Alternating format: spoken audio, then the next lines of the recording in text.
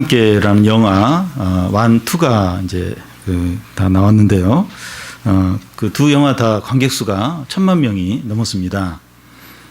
이 영화들은 그 사람이 죽은 후에 이제 내세에 어떻게 될까 하는 것을 다루는 영화입니다. 이런 영화들에 대해서 이 사람들의 폭발적인 이제 반응을 보면서 사람들이 이 천국과 지옥이 있다는 것을 믿고 두려워하는구나 하는 생각을 이제 할 수 있습니다. 근데 그렇지 않습니다. 사람들이 이런 영화에 큰 관심을 보이는 이유는 호기심 때문이고 이제 재미있어가지고 재미 때문에 이제 보는 겁니다. 사람들은 이 천국과 지옥이 있다는 것을 싫어합니다.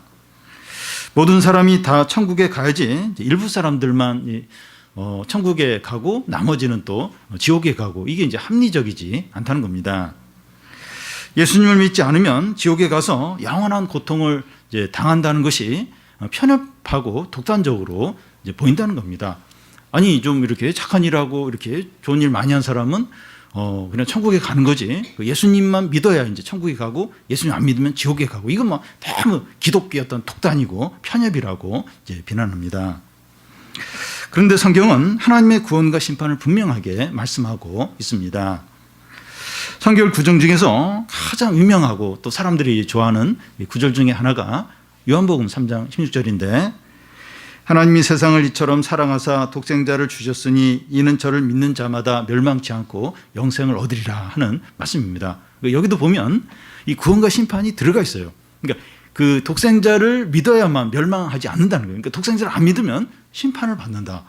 그러니까 사람들이 제일 좋아하는 이 요한복음 3장 16절에도 심판과 구원이 함께 들어있습니다. 오늘 말씀에서는 그 심판을 행하시는 하나님께 영광과 찬양을 이제 돌리는 그런 내용입니다. 하나님은 사람들을 구원하시는 것에 대해서도 찬양을 받으시지만 사람들을 심판하시는 것에 대해서도 찬양을 받으신다는 겁니다. 그러니까 사람들을 구원할 때 하나님이 찬양받는 거 어떤 면에서 당연한 것 같아요. 근데 이게 하나님이 이제 심판받는 하나님이 이제 심판하시는 여기에 대해서도 이제 찬양을 받으신다는 겁니다. 사람들은 이런 면에서 오해를 할 수 있습니다. 하나님은 사랑과 은혜만을 베푸시는 그런 이제 하나님이셔야 되지 이 진노와 재앙을 베푸시는 것은 하나님의 성품에 맞지 않다는 겁니다. 더군다나 이 하나님께서 심판을 행하심으로 찬양을 받는다는 것은 더더욱 어울리지 않는다. 그거 합당치 않다. 이렇게 생각을 합니다.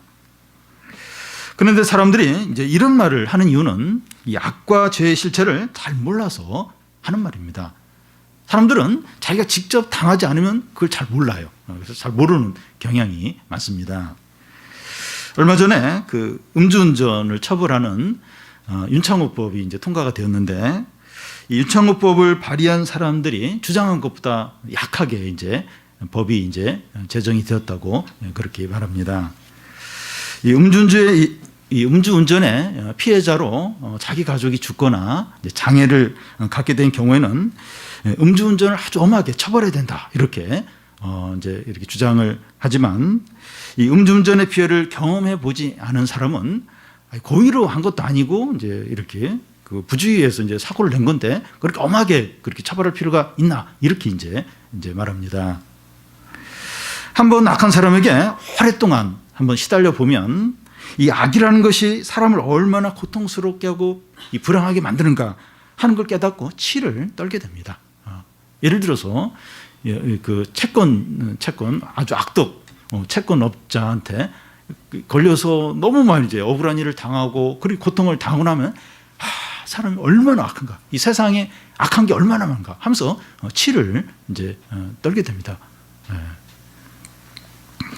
그래서 하나님께서 죄와 악에 대해서 심판하실 때 찬양하지 않을 수 없습니다. 진짜 이 악에 대해서 죄에 대해서 그 어떤 실체를 느끼고 그걸 깨닫고 그걸 이렇게 막 해서 고통을 겪어본 사람은 이 하나님이 이 악과 이 불의에 대해서 심판하시는 것에 대해서 막 찬양을 하는 거예요. 찬양을 이제 하게 됩니다. 또한 하나님은 재앙을 내리면서 영광과 능력을 나타내십니다. 하나님은 애굽의 바로 왕에게 10가지 재앙을 내리시면서 하나님의 영광과 능력을 나타내시고 찬양을 받으셨습니다.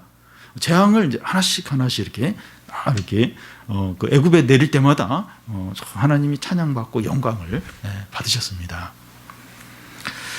요한계시록에는 3번에 걸쳐서 하나님의 재앙 시리즈가 나옵니다. 7인 재앙, 7 나팔 재앙, 7 대접 재앙입니다.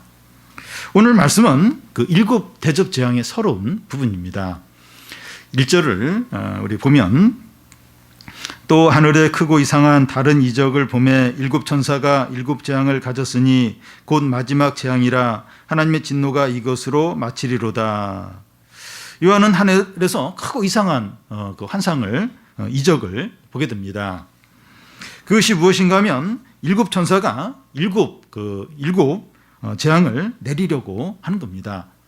이 재앙이 이제 마지막 재앙이고 하나님의 진노가 이것으로 이제 마칩니다. 이 재앙이 7 대접 재앙인데, 이전 그 재앙들과의 차이는 가장 두렵고 최종적인 재앙이라는 겁니다. 그러니까 이전 재앙들은 뭐 세상에 그 땅의 4분의 1, 바다의 4분의 1, 또 20의 4분의 1 이런 식으로 이제 재앙을 당했다는 표현이 나오는데, 그래서 그러니까 일부에만 임하는 재앙들이었습니다. 그러니까 7 대접 재앙이 나오기 전까지의 재앙들은 뭐 땅의 4분의 1, 또 뭐 20의 4분의 1, 바다의 4분의 1 이런 식으로 일부분에만 재앙이 임했습니다. 그런데 7 대접 재앙은 총체적이고 최종적인 재앙입니다. 모든 우상 숭배자들과 또 그런 나라들과 온 세계가 총체적으로 멸망을 당하는 겁니다. 마지막 재앙에 하나님의 모든 진노를 다 쏟아 붓는 것입니다. 그러니까 지금 이제 7 그 대접 재앙이 마지막 재앙이에요. 이거하고 앞에 있는 재앙하고 차이점은, 앞에 있는 재앙들은 한 부분, 근데 이 7 대접 재앙, 이 마지막 재앙은 총체적인, 최종적인 하나님의 진노를 다 쏟아붓는 그런 이제 재앙입니다. 이것이 보여주는 게 뭔가 하면, 불신앙과 우상 숭배와 온갖 죄악들은 하나님의 심판을 반드시 받는다는 겁니다. 시간이 많이 지나도, 혹 편안하게 죽어도 반드시 다시 부활해서 하나님의 진노를 받게 된다는 겁니다. 그러니까 이렇게 큰 죄를 졌는데 그냥 이렇게 잘 지나가는 거예요. 잘. 그러다 그냥 죽었어요. 편안하게 죽었습니다. 고통도 없이 죽었어요. 그러면 이제 다 끝났냐? 안 끝난 거예요. 이게 그 죽은 사람, 편하게 죽은 사람 다시 부활해요. 주님 오실 때 다시 부활해서 하나님의 진노를 받게 된다는 겁니다. 그래서 이 불신앙과 죄 가운데 살 생각을 하지 않아야 돼요. 그냥 이렇게 세상에서 지나간다 할지라도, 죽을 때도 그냥 편안하게 죽는다 할지라도 그게 끝이 아니라는 거예요. 다시 부활해가지고 하나님 진노의 심판을 받는다는 겁니다. 그래서 이 불신앙과 죄 가운데 이렇게 살 생각을 하지 말라는 겁니다. 그리고 이 죄와 어떤 악의 세력에 대해서 너무 두려워하지 말라는 겁니다. 왜냐하면 반드시 심판을, 하나님 무서운 심판을 받기 때문에 그런 악한 세력, 또 악한 자들 너무 두려워하지 말라는 겁니다. 이제 7 천사들을 통해서 이제 7 대접 재앙이 시작됩니다. 그런데 그 전에 요한은 하늘에서 또 다른 환상을 보게 됩니다. 2절부터 3절 앞까지를 보면, 또 내가 보니 불이 섞인 유리바다 같은 것이 있고 짐승과 그의 우상과 그의 이름의 수를 이기고 벗어난 자들이 유리 바닷가에 서서 하나님의 검은고를 가지고 하나님의 종 모세의 노래, 어린 양 노래를 불러 이르되. 유리 바다는 그 사장에 나와 있는데, 이 보좌 앞에 수정 같은 유리 바다라고 이제 되어 있었습니다. 근데 여기서는 불이 섞인 유리 바다입니다. 그래서 불이라고 하는 것은 하나님의 심판을 상징합니다. 유리 바닷가에 누가 서 있는가 하면 짐승과 그의 우상과 그의 이름의 수를 이긴 자들입니다. 곧 그 우상에게 경배하지 않고 믿음을 끝까지 지킨 성도들입니다. 그 성도들이 이 불 같은 어떤 불이 있는 이런 유리 바닷가에 딱 이제 서 있는 겁니다. 그곳에서 그들이 하나님의 검은고를 가지고 어린 양의 노래를 이제 부릅니다. 이 장면과 그 연결되는 이제 구원 사건이, 구약 사건이 있는데 어떤 겁니까? 홍해 구원 사건입니다. 이스라엘 백성이 홍해가 갈라지면서 난길로 건널 때 애국 군대가 막 뒤에 쫓아왔어요. 근데 그 이스라엘 백성들은 다 이제 그 홍해를 건넌 후에 이 홍해 바다가 합치는 거예요. 그러면서 애국 군대가 그 홍해 바다에 침몰하게 됩니다. 그때 모세와 이스라엘 백성들의 이 바다에 떠 있는 애국 군대의 시체와 이 병거들의 둥둥 떠다니는 그걸 보면서 엄청난 찬양을 했습니다. 이 그 홍해 구원 사건하고 지금 이 불이 붙어 있는 이 유리 바다에 이제 이 성도들이 이제 서서 이렇게 찬양을 하는 이것까지 연결이 이제 잘 됩니다. 이스라엘 백성들은 홍해를 건너면서 애국 군대로부터 구원을 받았는데 신약에서는 사람들이 예수님의 죽음과 부활로 인해서 죄에서 구원을 받습니다. 예수 그리스도를 통한 구원은 이 구원의 이 홍해 구원 사건을 훨씬 더 능가하는 더 놀라운 구원 사건입니다. 그래도 스케일 같은 걸 보면 홍해 구원 사건 그 쉽게 영화 보면 막 바다가 갈라지고 막 이게 더 큰 거 아닌가? 근데 그 어린 양이신 주님이 십자가에 죽으시고 부활하심으로 우리를 구원한 이건 홍해가 갈라진 이거보다 훨씬 더 엄청나고 더 큰 구원입니다. 홍해 구원 사건에서는 여호와 하나님께서 바다를 가르시고 또 애국 군대와 병거들을 물속에 던지심으로 백성들을 구원했지만 이 어린 양의 구원 사건에서는 하나님의 아들이 십자가에 죽으시고 부활하시고 세상과 사단과 죽음을 이기시고 우리를 구원하신 것입니다. 우리가 다 죄로 인해서 심판을 받을 수밖에 없는데 하나님의 아들이 우리 죄를 위해서 십자가에 죽으셨어요. 다시 부활하셨습니다. 또 하늘로 승천하셔서 그러면서 이제 세상과 사단과 이 죽음을 다 이기시고 우리에게 영생을 주시고 하나님의 자녀가 되게 하시고 이건 홍해가 갈라지는 이것보다 훨씬 더 놀라운 구원의 사건입니다. 그러니까 그 홍해를 가르고 이렇게 그 놀라운 구원을 본 이스라엘 백성들은 가나안에 들어가서 또 타락했어요. 또 타락하고 막 죄짓고 그렇게 했는데 우리 그 예수님을 믿고 이제 구원받은 그 영생을 갖게 된 하나님의 자녀들은 그렇지가 않습니다. 물론 이제 우리도 헤맬 때가 있지만 그렇게 다시 또 이렇게 뭐 타락하고 또 그렇게 되지 않아요.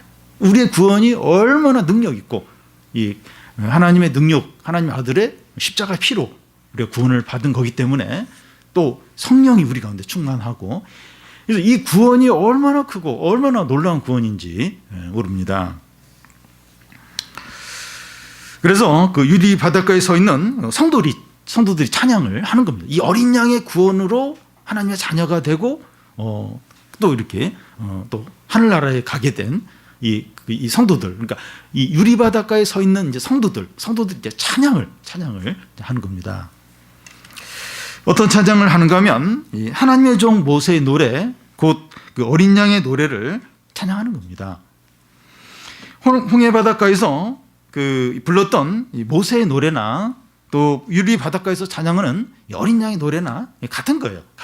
같은 놀라운 구원의 이제 노래입니다. 이 노래가 어떤 찬양입니까? 내용이 어떤 내용을 찬양을 합니까? 3절 중간부터 이 4절에 나오는데 우리 같이 한번 읽어보겠습니다. 주 하나님부터 주 하나님 곧 전능하신 이시여 하시는 일이 크고 놀라우시도다. 만군의 왕이시여 주의 길이 의롭고 참되시도다. 주여 누가 주의 이름을 두려워하지 아니하며 영화롭게 하지 아니하오리까. 오직 주만 거룩하시니이다. 주의 의로우신 일이 나타났음에 만국이 와서 주께 경배하리이다 하더라. 이 노래는 이제 홍해가에 서 있던 이 모세와 또 이스라엘 백성들이 불렀던 찬양이고 동시에 유리 바닷가에 서 있는 성도들이 곧 예수 그리스도를 믿는 자들이 부르는 찬양이기도 합니다. 오늘 우리들의 찬양과 한번 비교를 하면 좋겠습니다. 우리 예배 전에도 찬양을 했고 또 캠프나 또 수련회 가면 또 찬양을 해요. 우리가 찬양을 하는데 우리가 부른 찬양하고 지금 이 모세의 노래, 이 홍해 바닷가에서 부른 이 찬양, 그리고 유리 바닷가에서 이 어린 양의 이 구원을 받은 성도들이 부른 찬양과 어떤 비슷한 거, 어떤 차이가 있나 한번 보면 좋겠습니다. 여기서는 그 주님, 그 유리 바닷가에서 부르는 그 찬양에서 부르는 이 주님을 무엇이라고 부르고 있습니까? 주 하나님 곧 전능하신 이여 곧 만국의 왕이시여 이렇게 부릅니다. 모든 것의 주인이시고 유일하신 하나님이시고 모든 것이 가능한 전능한 분이시고 세상 모든 사람들의 진정한 왕이신 만국의 왕이시라는 겁니다. 지금 유리바닷가에서 부르는 이 성도들이 주님을 부르는데 이렇게 좀 부르고 있습니다. 우리를 구원하신 주님은 이런 분이에요. 우리를 구원하고 우리의 목자 되시고 우리의 주인 되시고 왕 되신 우리가 믿는 주님이 바로 이런 분이십니다. 우리가 찬양할 때와 비교할 때 우리는 주님을 이런 분으로 이렇게 부르며 찬양하고 있습니까? 이 만국의 왕이시고 전능하신이고 만주의 주이시고 모든 사람들의 그 왕이시고 그런 주님으로 우리는 이렇게 그런 주님으로 생각하면서 찬양합니까? 우리의 감정이나 상황 때문에 이렇게 너무 이렇게 눌려가지고 주님이 너무 작은 분으로 그냥 혹은 또 아무 생각 없이 이렇게 혹시 부르고 있지는 않습니까? 주님은 전능하신 왕, 모든 사람의 왕이신 거예요. 만주의 주이신 거예요. 너무 크신, 너무 전능하신 그런 분이죠. 우리가 믿는 분이 그런 주님이고 우리를 인도하시는 분이 이런 주님이고 우리 함께 하시는 주님이 이런 주님이십니다. 그리고 여기서는 이 주님이 하시는 일에 대해서 무엇이라고 말합니까? 하시는 일이 크고 놀라우시다는 거예요. 주님이 하시는 일이 너무나 크고 놀랐다는 겁니다. 그러니까 우리가 생각하는 그 이상, 우리가 상상하는 그 이상으로 놀라운 일을 하시는 겁니다. 보리떡 5개, 물고기 2마리로 5병이어의 기적. 그러니까 주님이 하시는 일은 너무 커요. 너무 놀라요. 이게 도저히 상상이 안 되는 겁니다. 도저히 예측이 안 되는 그런 놀랍고 크신 일들을 이제 하십니다. 바다를 갈라지게 하고 원수들을 바닷속에 던지리라. 누가 그런 생각을 했겠습니까? 홍해 바다가 갈라져서 그 백성들이 지나고 또 뒤에 쫓아오는 애국 군대가 그 바닷속에 침몰하고 누가 그걸 상상이나 했겠습니까? 하나님의 아들이 사람이 되시고 십자가에 죽으시고 다시 살아나시고 우리까지 살리실 것을 누가 생각을 했겠습니까? 천사들도 놀라는 거예요. 그러니까 우리 성탄절 때 그 하나님의 아들이 그 마국간의 베이비로 이제 태어나서 응애응애 하는 거예요. 그리고 그 아들이 이제 사람들의 죄를 위해서 십자가에 죽고 또 부활하고 하늘로 승천하고 이걸 누가 생각을 했겠어요? 누가 우리를 그런 식으로 구원해서 우리를 하나님의 자녀 삼고 죄 용서하고 영생을 줄 것 누가 상상을 했겠습니까? 하나님이 하시는 일은 사람이 예측을 못해요. 그래서 통제를 하지 못합니다. 그뿐만 아니라 여기 또 보면 주의 길은 의롭고 참되다는 겁니다. 주님의 길은 의로워요. 참됩니다. 거짓말하는 것도 없고 속이는 것도 없고 또 이렇게 하다가 막 이렇게 중간에 막 끝나면서 그냥 그렇게 그런 식으로 되는 것도 없고 주의 길은 의로워요. 참됩니다. 참돼.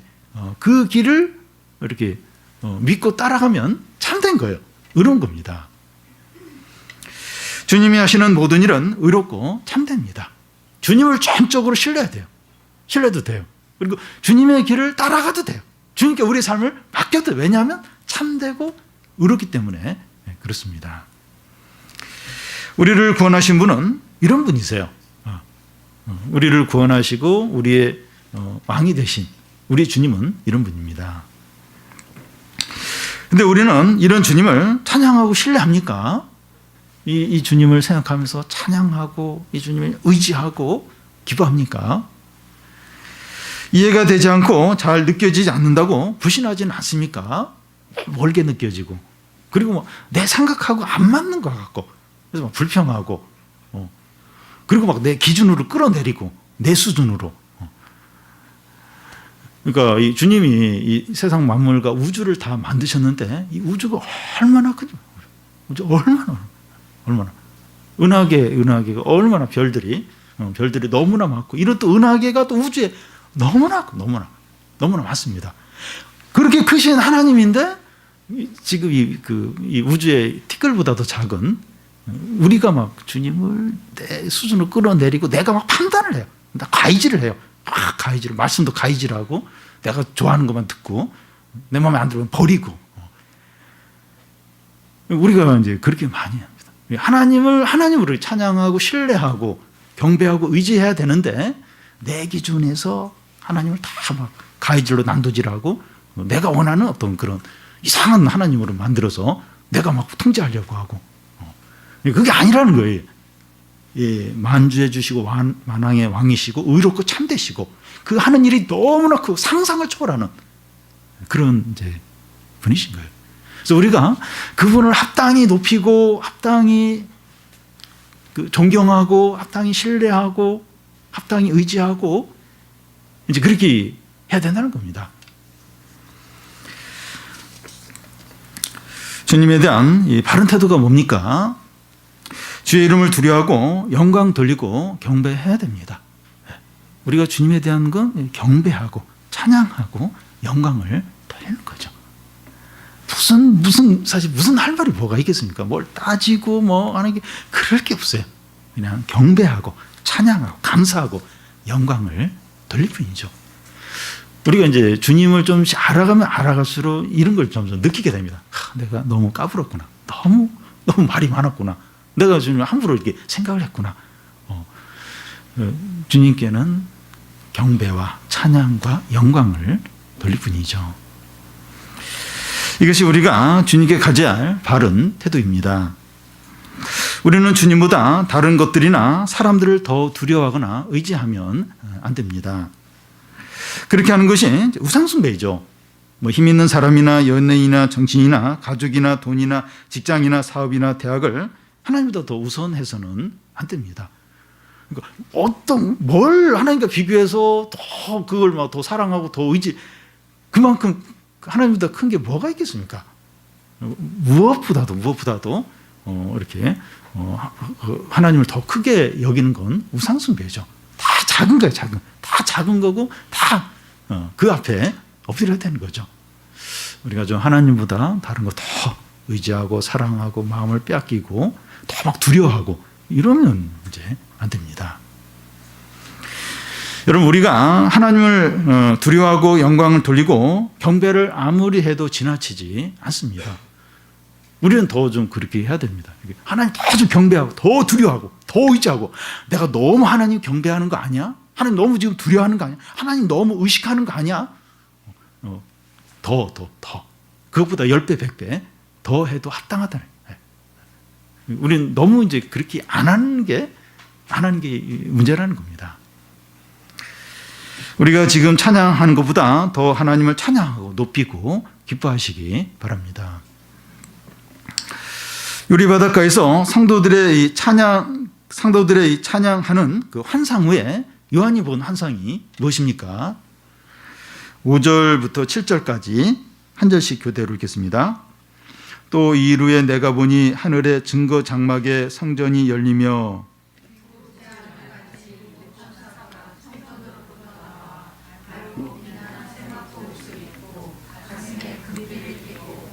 내 생물 중에 하나가 영원토록 살아계신 하나님의 진노를 가득히 담은 금대접 7을 그 7 천사에게 주니. 이 증거 장막은 그 성전 안에 하나님이 계신 지성소를 가리킵니다. 지성소가 열리면서 7 재앙을 가진 7 천사가 성전에서 나온다고 하는 것은 7 대접 재앙이 하나님으로부터 시작되었다는 것을 말합니다. 또 7 천사가 맑고 빛나는 세마포와 가슴에 금띠를 띄었다고 하는 것은 1장에 나오는 예수 그리스도를 이제 상징하는데, 그 7 천사들이 하나님의 위엄을 받아서 일을 한다는 의미입니다. 천사들이 뭐 이렇게 금띠를 띠고 뭐 세마포를 입고 그런 모습으로 등장하는데, 그 예수님의 복장을 상징해요. 그러니까 지금 그 7 천사가 지금 재앙을 행하는데 하나님의 위엄을 가지고 지금 이 일을 하고 있다는 겁니다. 그때 내 생물 중에 하나가 하나님의 진노가 가득히 담은 금 대접을 7 천사에게 줍니다. 근데 여기서 하나님의 진노를 이 금 대접에 담아서 준다고 하는 것은 하나님의 진노를 아주 귀하고 영광스럽게 여기는 것을 의미합니다. 그러니까 진노를 이렇게 건네주는데 7금 대접에 이렇게 담아서 주는 거예요. 그러니까 하나님 진노가 너무 귀하다는 거예요. 너무 귀하고 그 진노를 아주 귀하게 또 영광스럽게 이제 여기는 것을 이제 의미합니다. 하나님의 구원에서도 영광이 나타나지만 하나님의 심판에서도 영광이 드러난다는 겁니다. 하나님의 구원도 영광스러워요. 근데 하나님의 심판도 영광스럽다는 겁니다. 하나님께서 행하시는 모든 일은 의롭고 참되다는 겁니다. 하나님이 복 주시는 것만 이제 귀하고 하나님이 이렇게 심판하시는 건 그것만 나쁜 거고 그건 뭐 안 좋은 거고 그게 아니라 하나님이 하시는 모든 일은 귀하고 영광스러운 겁니다. 그러니까 우리도 이제 삶을 살면서 하나님이 우리의 기도에 응답하시고 또 이렇게 선물을 주실 때 감사하죠. 너무 영광스러운데 때로는 우리가 이렇게 죄를 짓고 욕심으로 살 때 하나님 징계를 하실 때가 있어요. 아프죠. 너무 아파요. 너무 고통스러워요. 근데 그것도 이제 또 이렇게 감사가 나오게 되고 하나님의 어떤 거룩함, 하나님의 영광을 느끼는 그런 기회가 됩니다. 하나님이 참 의로우시구나. 참 하나님의 자녀라도 그냥 적당히 하지 않고 죄를 짓고 교만할 때는 하나님이 거기에 대해서 이렇게 심판을 하시는구나. 하나님 거기에 대해서 이렇게 진노하시는구나. 그걸 이렇게 느끼면서 이렇게 더 이제 겸손하게 되고 하나님의 어떤 거룩함, 의로움을 느끼는 그런 기회가 이제 됩니다. 그래서 하나님이 하시는 모든 일은 뭐 선물을 주고 축복을 주실 때나 아니면 징계를 하시고 또 이렇게 진노를 하실 때나 다 영광스러운 거예요. 다 이제 귀한 겁니다. 이것을 더 분명히 하는 말씀이 이제 8절인데 하나님의 영광과 능력으로 말미암아 성전의 연기가 가득 차매 7 천사의 7 재앙이 마치기까지는 성전의 능히 들어갈 자가 없더라. 하나님의 영광과 능력을 상징하는 연기가 성전에 가득해서 7 천사의 7 재앙을 마치기까지는 아무도 성전에 들어갈 수 없다는 겁니다. 다시 말해서 7 천사가 7 재앙을 일으키는 동안에는 이 성전 안에 하나님의 영광과 능력이 가득하다는 겁니다. 이게 무슨 말인가 하면 이 하나님의 재앙과 심판을 통해서 하나님의 영광과 능력이 나타난다는 겁니다. 그러니까 하나님이 심판하고 재앙을 내리는 이제 그걸 통해서 하나님의 영광과 능력이 나타나는 겁니다. 그리고 7 천사의 7 재앙이 마치기까지 아무도 성전에 들어갈 수 없다는 말은 아무도 하나님의 재앙과 심판을 막거나 방해할 자가 없다는 겁니다. 아무도 그 성전에 못 들어가요. 못 들어가요. 그러니까 그 7 재앙을 내리는 동안에는 아무도 그걸 들어가서 뭐 막거나 그럴 자가 없다는 겁니다. 하나님은 이 우상 숭배하고 악을 행하고 교만한 자들과 세력과 나라들과 세상에 대해서 반드시 심판을 하신다는 겁니다. 이런 일을 통해서 하나님 자신의 영광과 능력이 나타나기 때문에 더더욱 철저하게 하신다는 겁니다.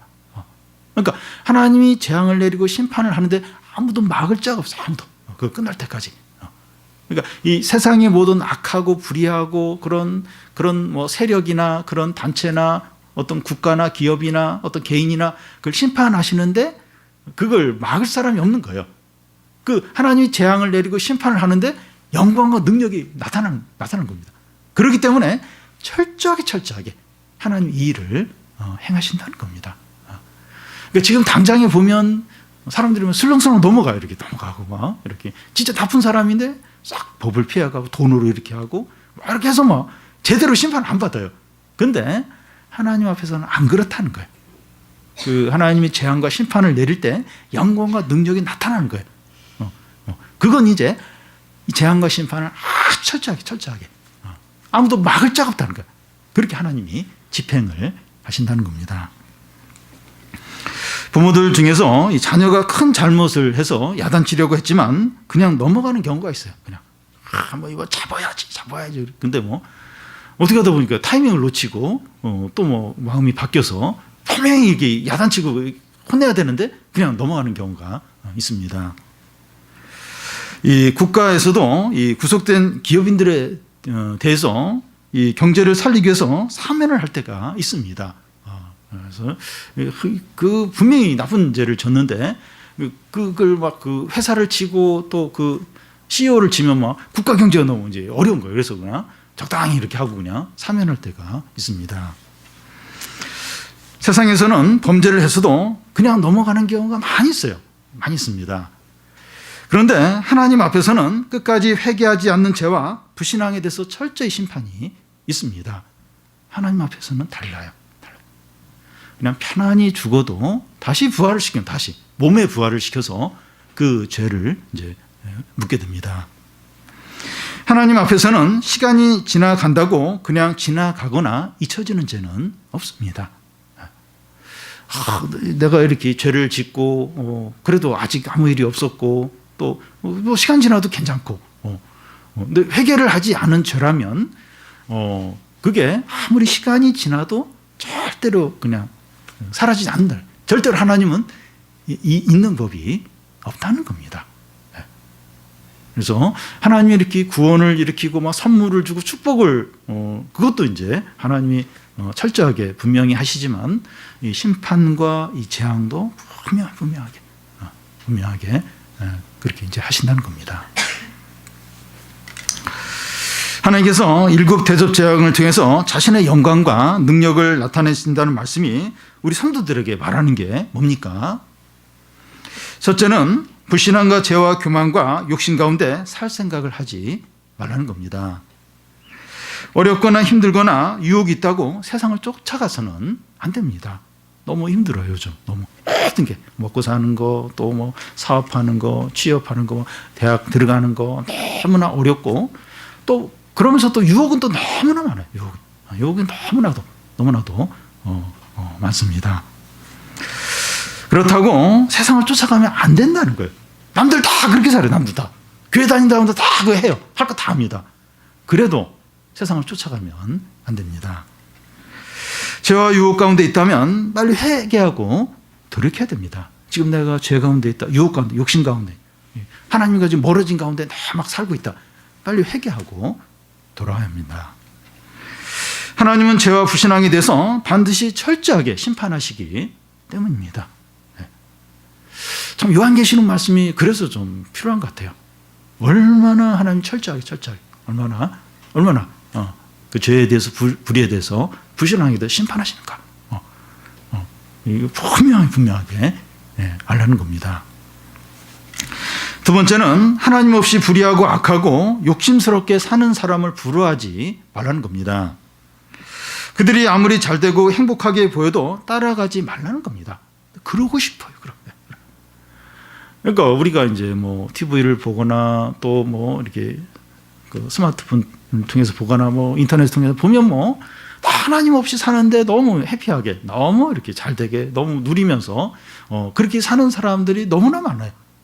근데 이렇게 뭐 믿음으로 이렇게 말씀대로 기도하면서 회개하고 바보 같아, 바보. 약간 별종 같아요. 별세계 외계인 같은 생각이 들고 사람들도 다 이상하게 보고 나도 이상하게 이제 여겨지고 그래서 이제 그냥 남들처럼 그냥 이렇게 살고 싶은 마음이 많이 듭니다.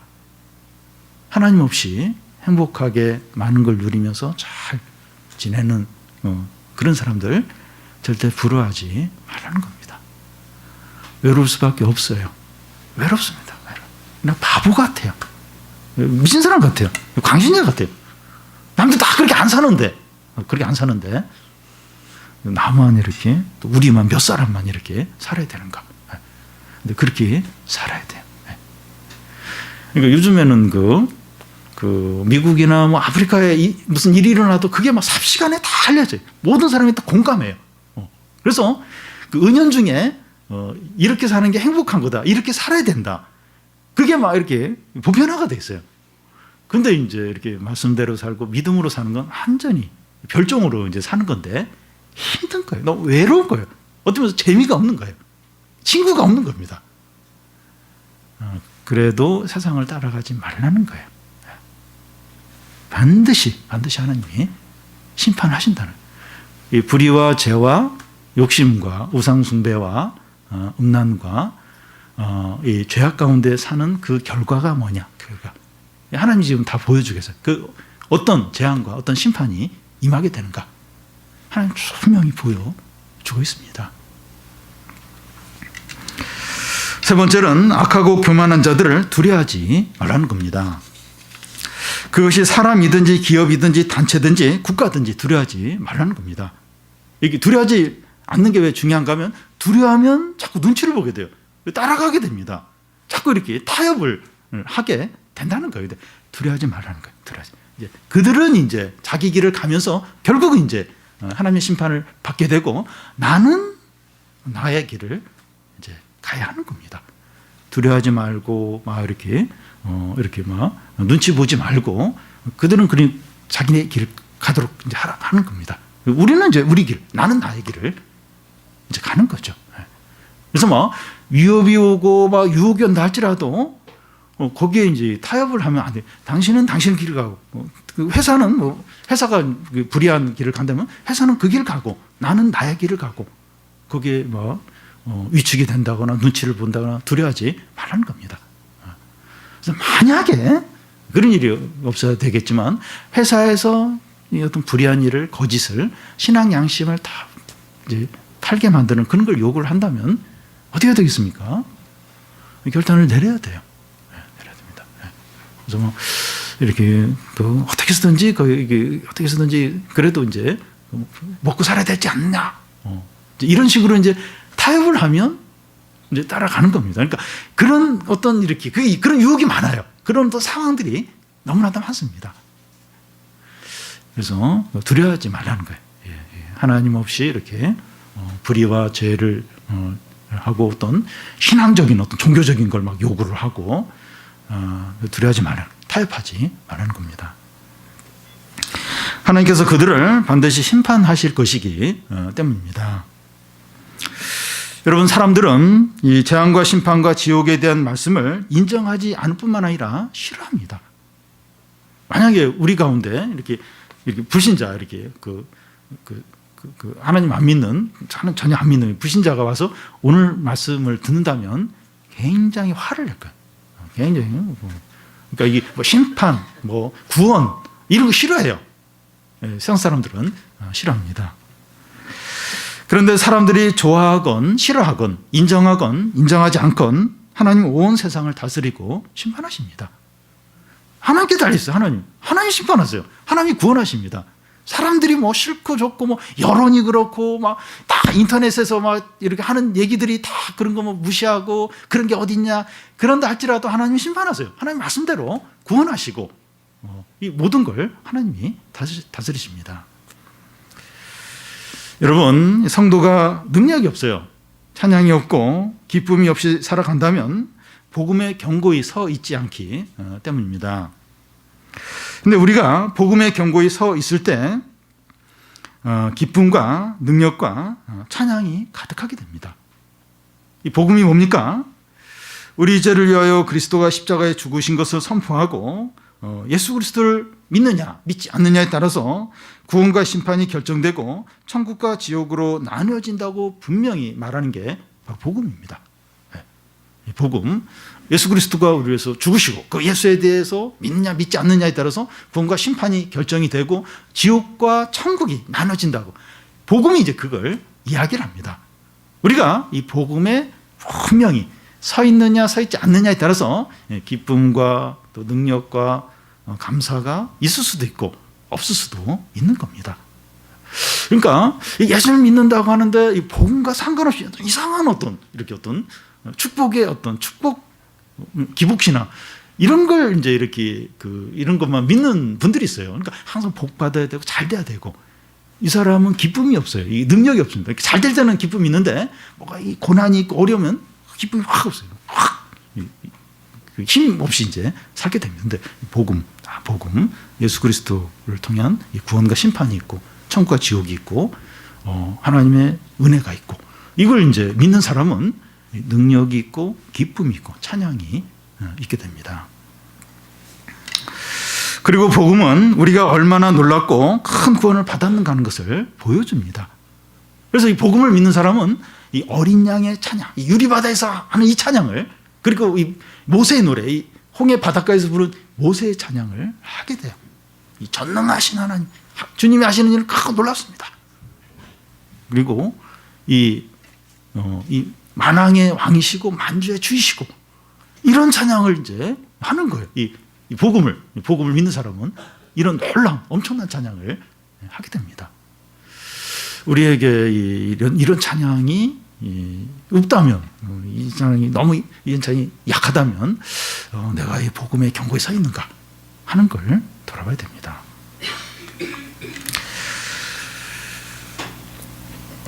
성도 여러분, 우리는 이 홍해 구원 사건보다 더 놀라운 그 예수 그리스도의 십자가로 구원을 받은 자입니다. 그래서 언제나 어떤 형편 가운데서나 그 어린 양의 노래로 찬양하는 우리가 지금까지 찬양한 것보다 더 많이 찬양하고 경배하고 감사하고 영광을 돌리는 그런 성도들이 다 되시기를 바랍니다.